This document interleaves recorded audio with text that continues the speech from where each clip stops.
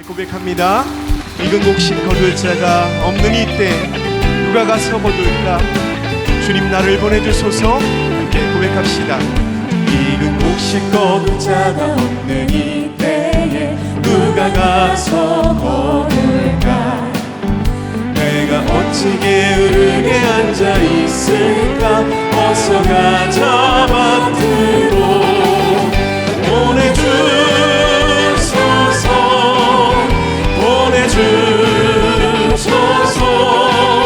재단 숯불 내 입술에 대니 어찌 주저할까? 주여 나를 보내주소서. 주가 부르다니시며 일꾼 부르나 따르는 자 적보다 보라 주의 사랑하는 익은 곡식을 어서 거두러 가자.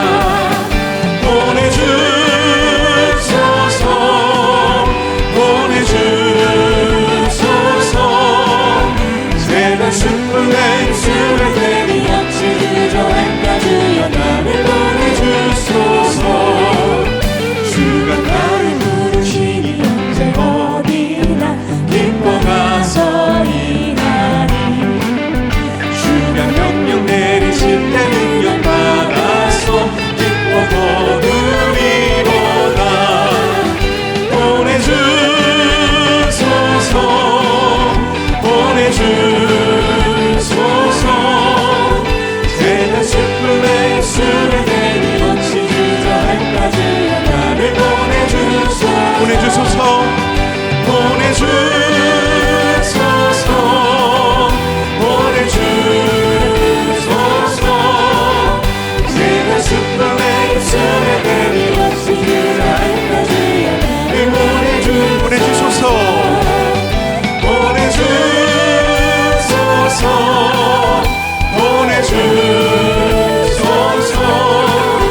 제가 숯불 내 입술에 대니 어찌 주저할까? 주여 나를 보내주소서. 아멘. 여러분은 혹시 이런 고민 해보신 적 없으십니까? 도대체 왜 나의 삶에는 괄목할 만한 신앙의 성장이 없는 것일까? 지금 이 시간 여러분의 삶을 한번 돌아보시기를 바랍니다.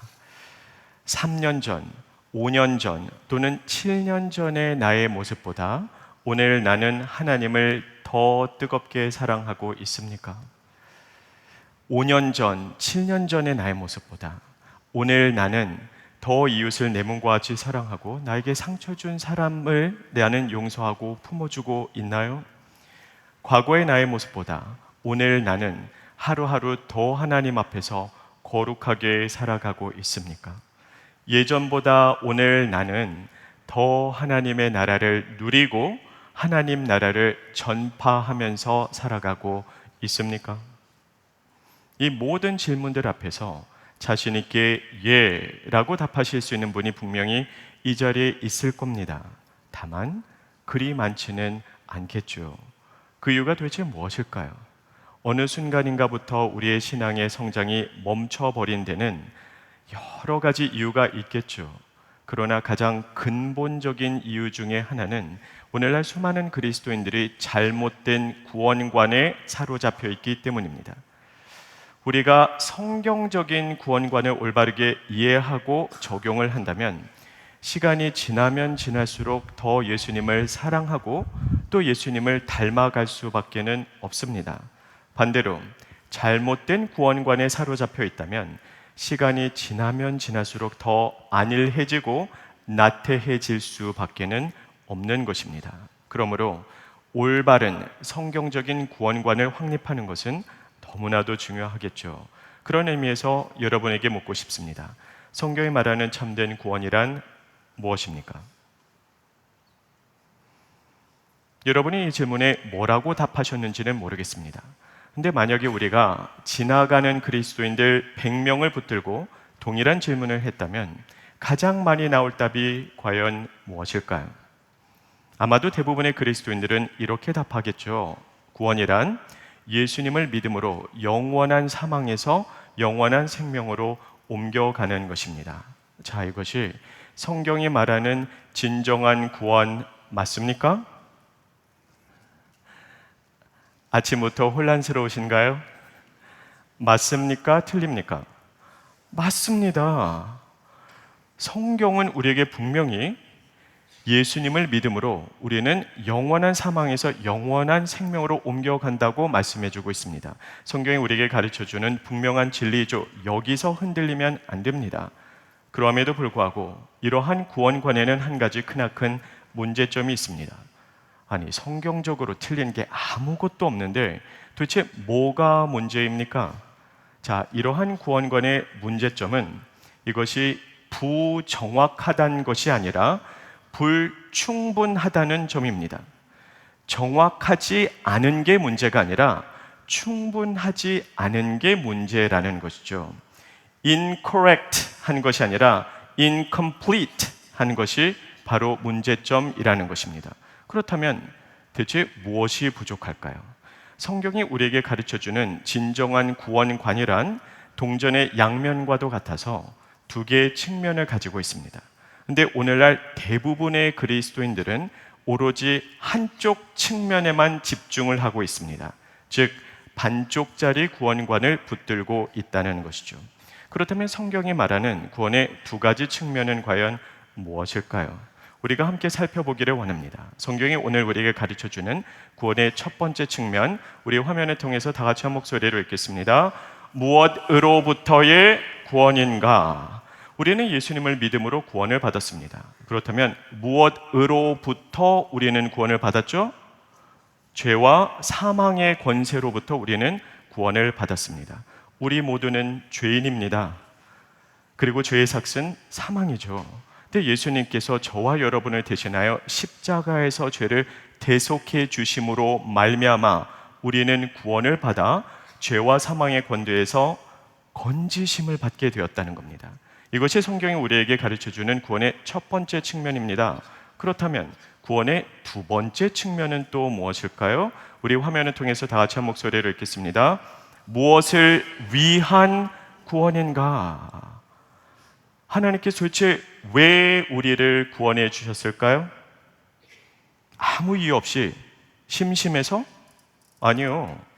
분명한 이유와 그리고 목적이 있었습니다. 우리의 삶을 향한 하나님의 계획과 비전이 있기 때문이죠.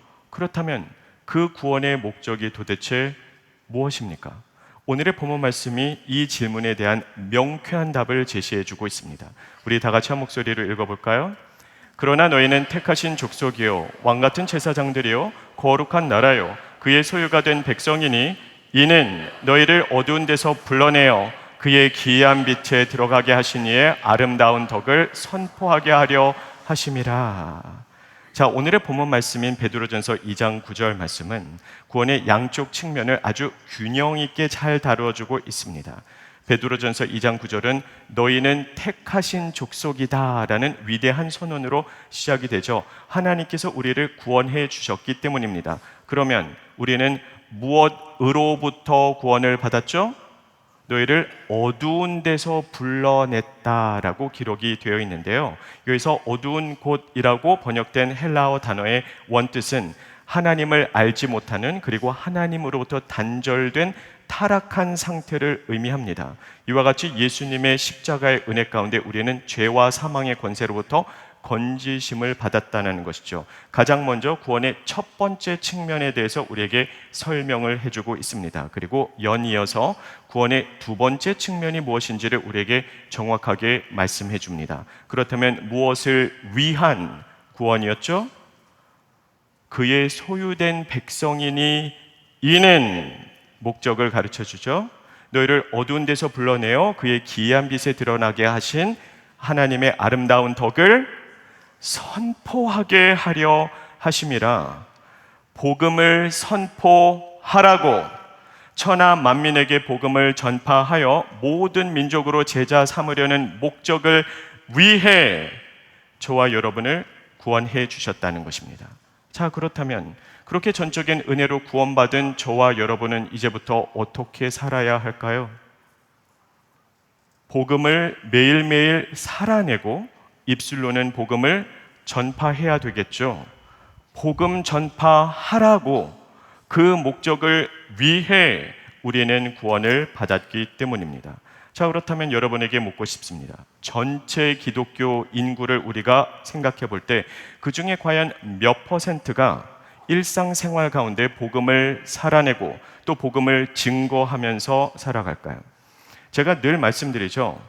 1년에 한두 번 교회의 사역의 일원으로 내가 전도나 선교에 동참한 것 말고 일상생활에서 나는 얼마나 복음을 살아내고 나는 얼마나 복음을 전파하고 있는지를 묻는 겁니다. 그러한 기독교 인구가 과연 몇 퍼센트가 될 것이라고 예상하십니까? 10%가 되지 않습니다.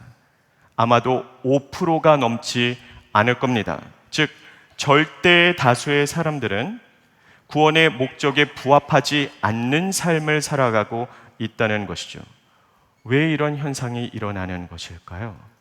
오늘날 대부분의 그리스도인들은 구원의 첫 번째 측면에만 집중하고 오직 거기에만 머무르고 있기 때문입니다. 아마도 교회에서 구원의 첫 번째 측면만 강조하고 집중하며 철저하게 교육시켰기 때문은 아닐까라는 생각이 듭니다. 오늘날 대부분의 그리스도인들의 초미의 관심사는 어쩌면 유일한 관심사는 이것입니다. 나와 내 가족이 구원받았는가? 오늘 죽어도 천국에 갈 수 있는가? 항상 여기에만 관심이 있어요. 구원의 첫 번째 측면에만 머무르고 있다는 것이죠. 그리고 조금만 스케일을 넓혀 본다면 나와 내 가족이 그리고 나와 친한 지인들과 친구들이 구원을 받았는가? 그리고 예수님을 믿음으로 구원을 받은 그 순간 우리는 이제 다 끝났다고 생각합니다. 다 이루었도다. 오로지 나와 내 가족의 구원만이 필수이고 나머지 모든 것은 그리고 전도와 선교도 옵션이라고 생각합니다. 그러니 전도하고 선교하면 참 좋지만 그렇지 못한다 해도 뭐 어쩔 수 없는 일이라고 생각을 하고 있죠. 그냥 나와 내 가족이 구원을 받았으면 그냥 끝났다고 생각을 하는 거예요. 하나님께서 너무나 난감해 하시겠죠? 복음 전파하려는 목적을 위해 우리는 구원을 받았어요. 그러므로 구원을 받았다는 것은 이제부터 시작입니다. 근데 출발선에 서 있는 그리스도인들이 그곳으로 끝이라고 생각을 하니 더 이상 성장할 수 없게 되는 것이죠. 그냥 그 자리에 안주하려고만 하기 때문입니다. 그러기에 우리의 삶에는 당연히 괄목할 만한 성장이 없지 않겠습니까? 예수님을 영접한 이후 아무것도 달라지지 않는 이유가 바로 여기에 있는 것입니다. 그렇다면 그렇게 살아가는 우리의 모습을 보는 하나님의 마음이 어떠할지를 한번 생각해 보시기를 바랍니다. 자, 다음의 상황을 한번 상상해 보세요. 여러분은 한 기업의 사장님이십니다. 여러 가지 TO가 생겼어요. 그래서 이제 직원을 더 채용을 하셔야 됩니다. 그래서 이력서를 받아보고 인터뷰를 진행해 보는데 몇몇 후보들이 굉장히 눈에 탁 뜨입니다. 그들의 스펙이 너무나 훌륭해서가 아니라 너무나 형편없기 때문입니다. 이 사람들의 이력서를 보니 그리고 인터뷰를 해보니 우리 회사에 들어올 수 있는 그 어떤 학력도 경력도 실력도 전혀 갖추지 못했어요. 어떻게 해야 되죠? 이 사람부터 탈락시켜야 되겠죠? 근데 곰곰이 생각을 해보니 이렇게 실력이 형편없는 청년들 내가 선택해주지 않으면 아무도 선택해주지 않겠구나라는 생각이 들어요. 그래서 전적인 은혜로 그들을 선택해 주었습니다. 선택의 기준이 실력이 아니라 은혜였기 때문입니다. 자, 그렇게 해서 그들이 입사하게 되었어요. 그러면 여러분이 사장님으로서 이제 그들에게 기대하는 바가 무엇입니까? 제 질문이 너무 어려운 건 아니잖아요. 무엇을 기대하시죠? 이제후로는 회사를 위해 열심히 일해 달라는 겁니다. 그랬더니 이 직원들이 이렇게 생각을 하는 겁니다. 이 취업난에 나는 선택받았어. 우리는 선택받은 민족이야. 다 이루었도다. 이제부터 시작인데 이제부터 끝이라고 잘못 생각하여 매일 회사에 출근하여 무엇을 하나 지켜봤더니 항상 컴퓨터로 유튜브 쇼츠 영상만 찾아보고 있어요. 그들을 바라보는 여러분의 심정이 어떠하겠습니까? 황당하겠죠. 그리고 너무나 화가 날 것입니다. 혹시 오늘 우리를 바라보는 하나님의 마음이 이러하지는 않겠습니까? 자, 민수기와 신명기에 보면 광야에서 40년 동안 방황하고 있는 이스라엘 민족의 모습을 우리는 보게 됩니다. 그들은 도대체 왜 광야에 있었죠?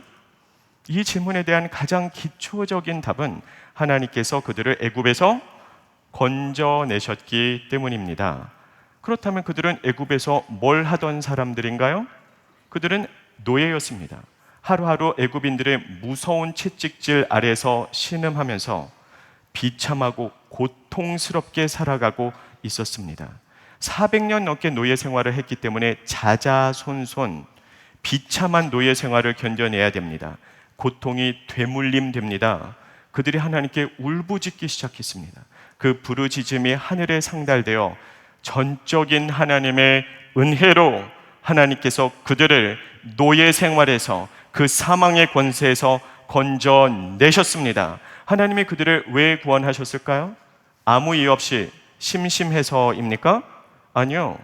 그들을 향한 분명한 목적이 있었죠. 그들은 적과 꿀이 흐르는 땅, 이제 가나안을 정복하여 하나님이 왕 되시는 나라를 건설하라고, 그리고 이사야서 말씀처럼 일어나 빛을 발하여 모든 나라와 민족들이 하나님을 예배하는 세상을 만들려는 목적을 위해 그들을 구원해 주셨습니다. 그들을 애굽에서 건져내 주셨습니다. 그런데 왜 그들은 가나안 땅에 있지 않고 40년 동안 광야에 있는 것일까요? 가장 근본적인 이유는 사명자가 사명의 자리를 떠났기 때문입니다. 그들은 사명을 망각해버렸어요.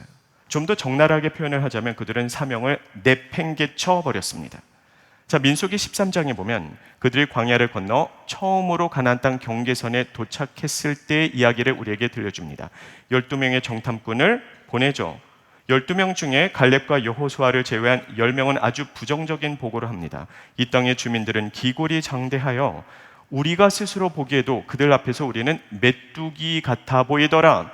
그 말만 믿고 모든 백성들이 일제히 원망하기 시작합니다. 차라리 그럴 거면 모세를 돌로 쳐 죽이고 우리 다시 애굽으로 돌아가자라고 말을 합니다. 그들이 지금 광야에 왜 있죠? 하나님께서 주신 구원의 목적을 이루라고, 그 목적을 위해 노예 생활에서 건지심을 받았습니다. 그 사명을 감당하라고 하나님께서 그들을 선택해 주셨고 제사장 나라 되게 하셨는데 사명자가 사명의 자리를 떠난 겁니다. 사명자가 사명을 내팽개쳐 버린 것이죠. 하나님께서 진노하십니다. 그것과 수많은 사람들이 죽게 되고 모든 백성들은 40년 동안 방황을 하게 됩니다. 물론 하나님께서 그들을 완전히 포기하시거나 버린 것은 아니기 때문에 광야에도 분명히 은혜가 있습니다. 구름 기둥과 불 기둥이 있고 거기에도 만나와 메추라기로 그들을 먹이시고 보호해 주셨습니다. 그리고 그곳이 그들이 40년 동안 딱 한 군데 정착한 것이 아니라 매일 바쁘게 분주하게 치열하게 생활했을 겁니다. 짐을 싸고 짐을 짊어지고 오늘 구름 기둥 따라 움직이고 내일도 또 이동하면서 살아가는 삶이 얼마나 고달팠을까요? 얼마나 하루하루 치열하게 살았을까요? 그러나 그렇게 끊임없이 이동하고 움직이고 하루하루 치열하게 살았음에도 불구하고 그 누구도 그들의 40년 생활을 전진이라고 하지 않습니다. 그것은 방황입니다.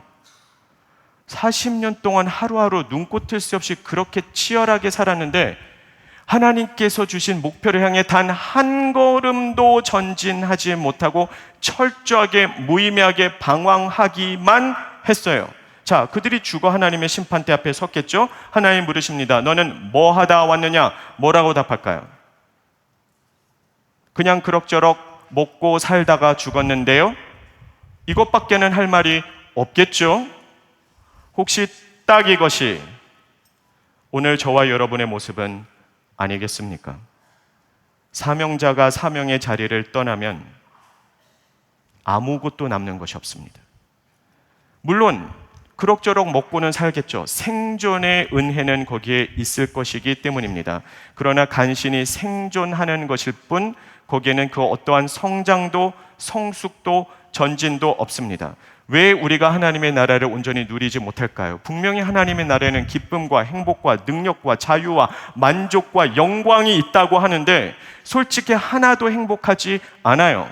그냥 상황이 좋아야지만 편안하고 고난 중에 누리는 평강은 없습니다. 나의 삶의 영광 전혀 찾아볼 수 없어요. 이유는 사명자가 사명의 자리를 떠났기 때문에 그냥 그럭저럭 마지못해 먹고 사는 것 뿐입니다. 그런 시간이 10년, 30년, 40년이 넘게 흘러도 그것은 방황이라고 하지 그 누구도 전진이라고 하지는 않습니다. 이제 어떻게 하면 좋을까요? 사명의 자리로 돌아와야 합니다. 우리에게 주어지는 사명은 하루하루 복음을 살아내고 또 입술로 복음의 메시지를 전파하는 겁니다. 그 목적을 위해 저와 여러분은 구원을 받았기 때문입니다. 자, 이 모든 메시지가 머리로는 완벽하게 접수가 잘 되셨을 겁니다. 다만 심적으로는 여전히 부담이 되실 거예요. 자, 오늘 예배를 마치고 우리 다 함께 노방전도를 나갑시다 라고 하면 기쁜 마음으로 달려나가실 분들도 있겠지만 아마도 소수일 것이고 대부분의 분들은 엄두가 나지 않을 겁니다. 왜 우리는 전도와 선교의 사명 앞에서 이렇게 크나큰 부담을 느낄까요? 어디 이유가 한두 가지겠습니까? 나는 내성적인 성격의 소유자이기 때문에, 나는 말주변이 없기 때문에, 나는 성격 지식이 충분하지 않기 때문에, 나는 전도 훈련을 아직 받지 못했기 때문에, 또는 나는 전도 훈련을 받기는 했으나 전도 폭발의 모든 내용을 이제는 다 잊어버렸기 때문에, 나는 바쁘니까, 나는 피곤하니까, 지금 회사에서 중요한 프로젝트가 진행 중이니까 나의 가정생활이 녹록치 않아서 우리는 오늘도 전도의 사명 앞에서 그냥 머뭇거리고 있는 것 아니겠습니까? 자, 물론 현재 나의 삶에 극심한 고난이 있다면 잠시 쉬어갈 때도 있어야 되는 겁니다. 누구라도 이해할 수 있습니다. 그러나 이러한 정당한 이유 말고 혹시 우리가 머뭇거리는 이유가 핑계를 대고 있는 것은 아니겠습니까? 자, 그렇다면 전도해야 되겠다는 것은 알겠는데 전도하려고 하니 엄두가 나지 않는다면 이제 어떻게 하면 좋겠습니까?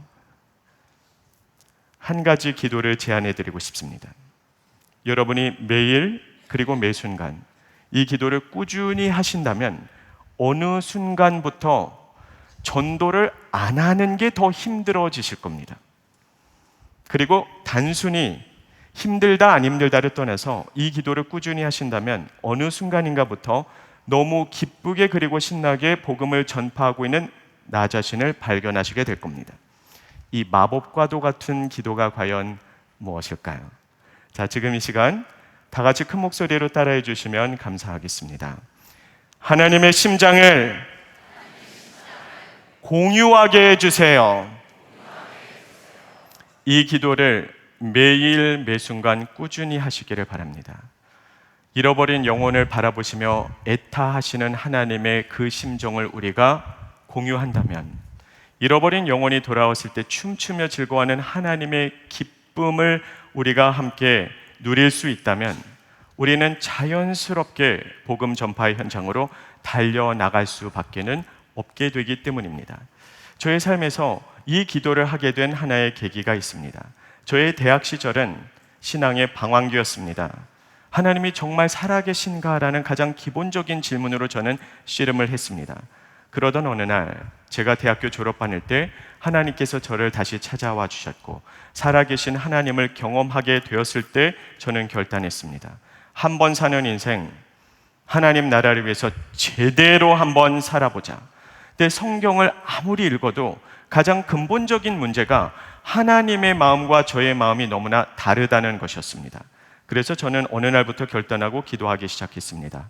하나님의 심장을 공유하게 해주세요. 하나님이 기뻐하시는 기도 제목이라 그런지 응답도 빨랐습니다. 하나님의 마음이 점점 더 저에게 밀려 들어오기 시작했습니다. 그리고 눈을 떴을 때 가장 먼저 제 눈에 들어오는 것이 무엇이었을까요? 캠퍼스와 대학가에 있는 수많은 잃어버린 영혼들이 확 눈에 띄었습니다. 나는 예수님 믿고 구원을 받았지만 저들은 영원한 멸망을 향해 가는구나. 그들을 바라보시면서 하나님이 얼마나 애타하시는지 그 마음이 조금씩 더 크게 느껴지기 시작했습니다. 결론은 명확했습니다. 하나님 주신 사명대로 내가 복음을 전파하면서 살아야 되겠구나. 다만 엄두가 나지 않았습니다. 용기가 없었어요. 제가 다녔던 대학교는 미국 전역에서 가장 자유분방하기로 유명한 대학 중에 하나였습니다. 그래서 캠퍼스에는 비기독교인은 물론이요, 반기독교적인 성향을 가진 교수들과 학생들이 너무나 많았어요. 그리고 학교 정문을 딱 나서면 길가에 히피들이 쫙 앉아 있습니다. 여러분은 미국 히피를 실제로 만나보신 적이 있으십니까? 이런 느낌의 사람들이라고 생각을 하시면 되겠습니다. 자, 항상 그런 것은 아니지만 대부분의 경우 히피 근처에만 가도 대마초 냄새가 납니다. 그런 그들 앞에 서서 복음을 전하는 것은 결코 쉬운 일이 아닙니다. 용기가 나지 않았어요. 어떻게 하면 좋을까를 고민하고 있는데 아주 소중한 기회가 찾아왔습니다. 그 당시 캠퍼스에 있었던 모든 크리스천 클럽들, 크리스천 펠로십들이 다 같이 협력하여 전도하기로 했던 것입니다. 하루를 전도의 날로 선정을 했어요. 그리고 복음 셔츠를 제작했습니다. 그때 우리가 선정했던 복음 셔츠의 색깔은 형광색 노랑이었습니다. 이거 입고 딱 나가잖아요. 눈에 확 띕니다. 안 볼래 안 볼 수가 없습니다. 그리고 앞뒤로 메시지를 적었습니다. 앞에는 I have a good news for you. 당신에게 전해줄 좋은 소식이 있습니다. 그리고 뒤에는 Ask me about it. 저에게 물어봐 주세요. 그 셔츠를 입고 우리에게 주어진 미션은 하루 종일 캠퍼스와 대학가를 누비면서 다니는 것입니다. 그러면 누군가가 물어보겠죠. 좋은 소식이 뭡니까?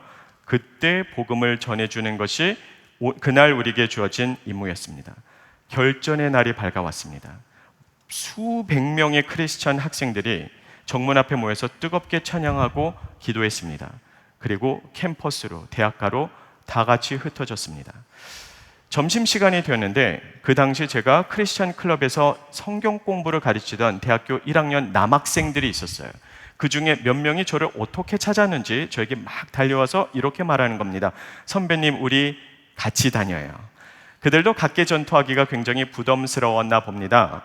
자, 그들을 바라보는 제가 그들이 반가웠을까요? 반갑지 않았을까요? 그 순간만큼은 전혀 반갑지 않았습니다. 이유는 후배들 앞에서 망신당하고 싶지 않았기 때문에. 제가 혼자 복음을 전파하다 좀 버벅여도 뭐 그럴 수도 있죠. 그게 뭐가 문제입니까? 근데 후배들 앞에서 복음을 전파하다가 그 사람들이 매몰차게 거절을 하거나 또는 답하기 힘든 곤란한 질문을 해서 제가 버벅이게 된다면 제가 직접 성경 공부를 가르치는 학생들 앞에서 너무 창피하지 않겠습니까? 그래서 제발 이 후배들과 함께 있는 순간만큼은 아무도 나에게 질문을 안 했으면 좋겠다라고 생각을 했어요. 지성이면 감천이던가요? 아무도 정말로 저에게 질문을 하지 않은 겁니다. 점심시간이 되었기 때문에 후배들을 데리고 식당에 갔습니다. 식사를 잘하고 딱 나오는데 식당 앞에 수많은 히피들이 앉아 있었어요. 그 중에 한 명과 제가 눈이 딱 마주쳤습니다. 벌써 기분이 쎄합니다. 분명히 저 사람이 나한테 질문을 할 것 같아요. 그리고 저를 딱 보더니 실제로 입을 열기 시작하는 겁니다. 저는 그때 저에게 축지법이라는 능력이 있다는 걸 처음 알았습니다. 정말 어마무시하게 빠른 걸음으로 쌩 하고 지나쳐 버렸어요. 그러나 불길한 예감은 항상 적중하죠. 이미 지나쳐 버렸는데 제 뒤통수에다 대고 소리를 지르는 겁니다. So, what's the good news? 나에게 전해줄 그 좋은 소식이라는 게 도대체 뭔데? 만약에 그때 제가 혼자 있었다면 어쩌면 못 들은 척하고 그냥 지나가 버렸을지도 모릅니다. 그러나 후배들이 같이 있잖아요. 이제는 복음을 전해야만 합니다. 제가 속으로 기도했습니다. 하나님, 큰일 났습니다. 이제 어쩌면 좋죠? 그때 하나님께서 마음속에 답을 해주셨습니다. 네가 경험한 하나님을 있는 그대로 전하거라. 그 순간 하나님께서 주시는 평강이 임했기 때문에 담대하게 그들 앞에 섰습니다. 그리고 저는 복음의 메시지를 전하면서 가장 처음으로 다음과 같이 말을 시작했습니다.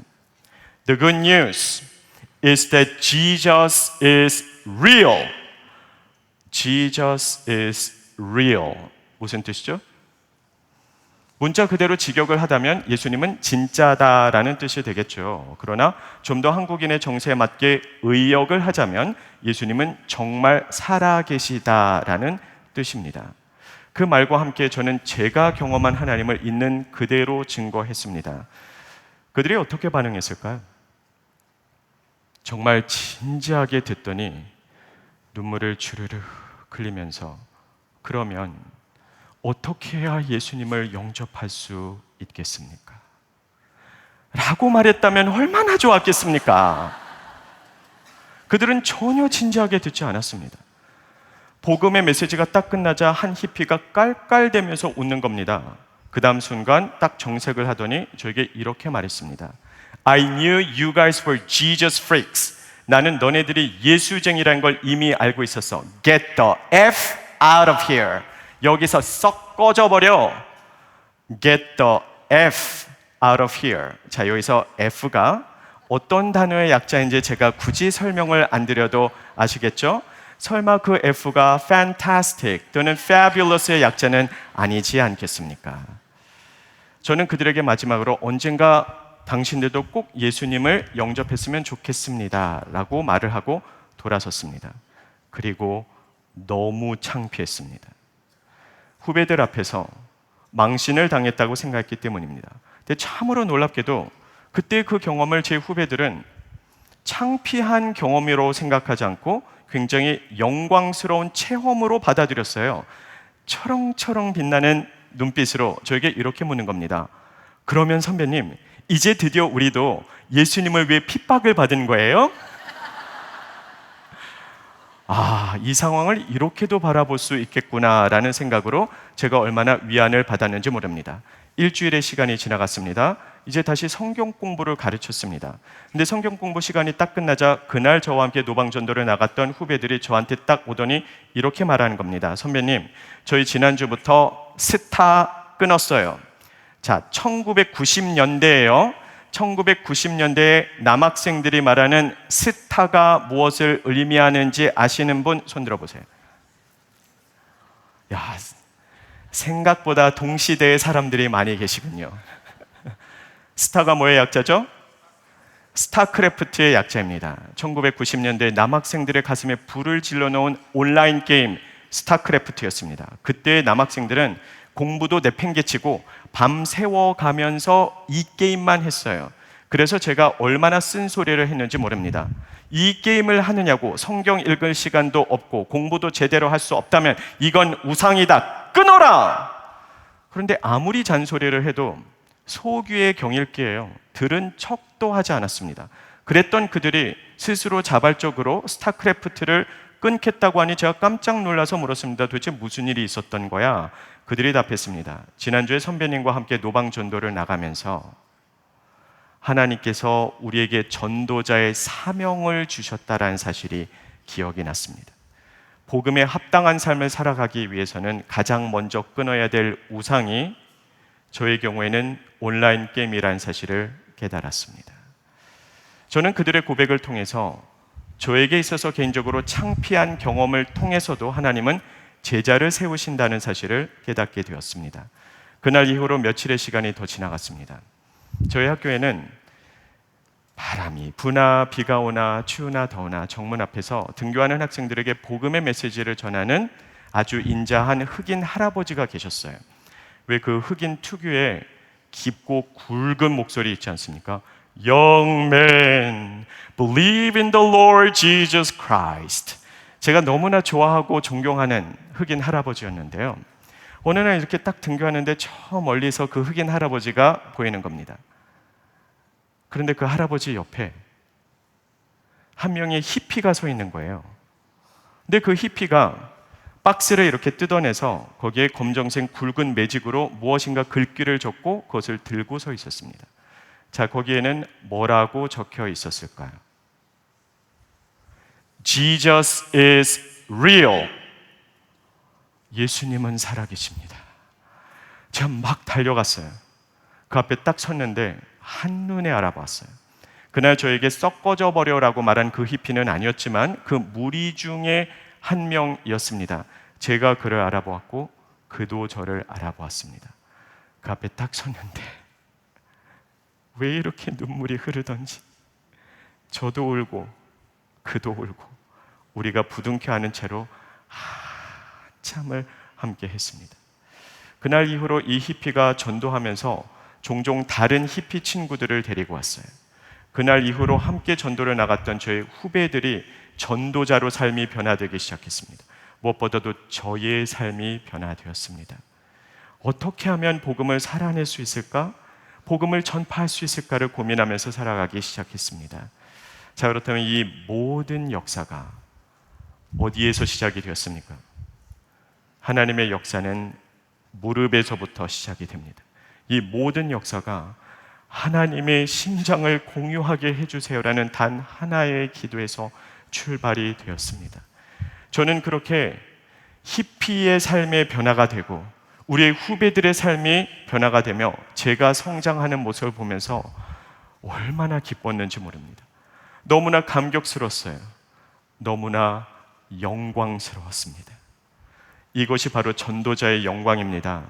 저는 우리 지구촌교회 성도님들이 단 한 명도 빠짐없이 이 전도자의 영광을 경험하게 되기를 간절히 기도합니다. 바로 그 목적을 위해 우리는 부르심을 받았기 때문입니다. 저는 오늘 메시지를 정리하면서 여러분에게 단 하나의 질문을 드리고 싶습니다. 도대체 언제까지 광야에 머무르실 건가요? 언제까지 광야에서 방황 생활을 고집하고 계시겠습니까? 혹시 거기가 가장 안전하다고 생각하시나요? 사명자는 사명의 자리를 떠난 그곳이 가장 위험한 곳입니다. 사명자는 사명의 자리를 지킬 때 가장 안전할 뿐 아니라 가장 영광스럽습니다.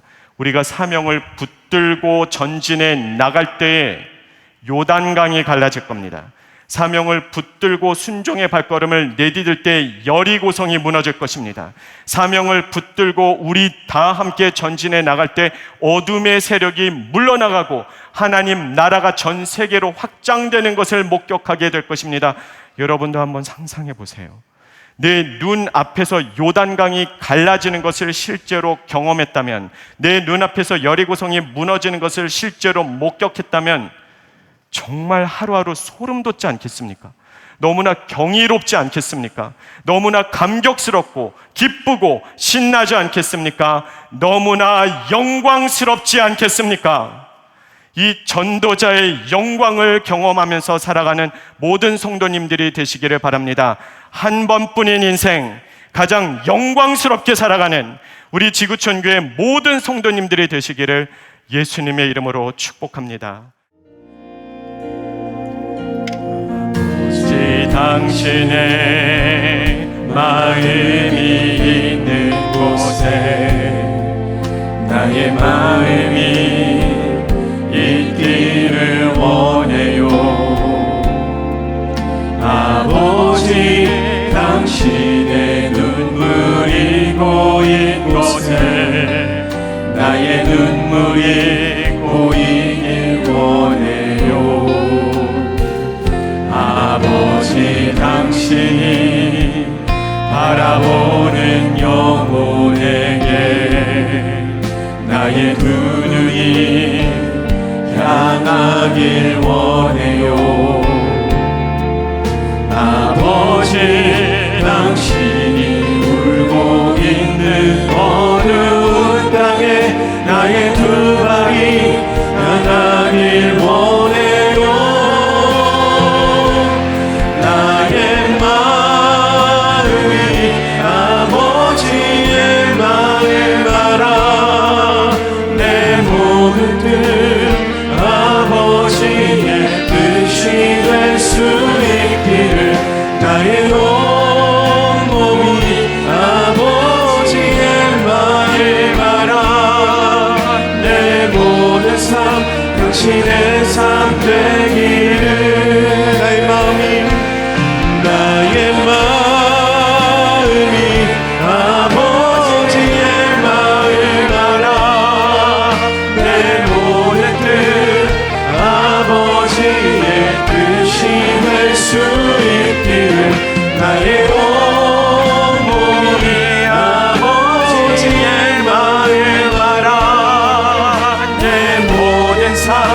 당신의 삶 되게